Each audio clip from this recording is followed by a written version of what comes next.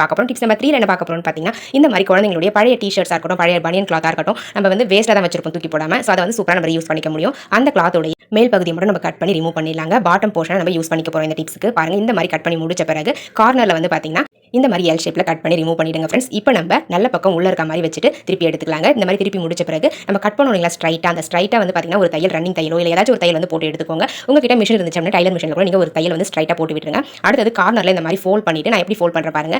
இந்த மாதிரி ஃபோல்ட் பண்ணணும். ஸோ சென்டர்ல இருக்கக்கூடிய தையலும் இந்த கார்னர் தையலும் சேர்ந்து ஐ ஷேப்ல உங்களுக்கு கிடைக்குங்க. நான் ஒரு சைடு வந்து மடிச்சு தச்சு விட்டுட்டேன். இதே மாதிரி ஆப்போசிட் சைடில் நம்ம மடிச்சு விட்டுட்டு ஊசி நூல் யூஸ் பண்ணி தச்சு எடுத்துக்கலாங்க ஃப்ரெண்ட்ஸ். அவ்வளோதாங்க ஃப்ரெண்ட்ஸ். இந்த மாதிரி தச்சு முடிச்சிட்டோம் அப்படின்னா நம்மளுக்கு பாதி வேலை முடிஞ்சிடும். இன்னும் கொஞ்சம் வேலை தான் இருக்குது. அது என்னன்றதை தச்சு முடிச்ச பிறகு பார்க்கலாங்க. உங்களுடைய நேமும் நம்மளுடைய சேனலில் வாசிக்கணும்னு ஆசைப்பட்டீங்கன்னா உங்களுடைய பாசிட்டிவ் கமெண்ட்ஸ் இந்த வீடியோவில் கமெண்ட் செக்ஷனில் பதிவு பண்ணுங்க. கண்டிப்பாக நெக்ஸ்ட் லாங் வீடியோவில் உங்களுடைய நேமும் வாசிக்கப்படுங்க.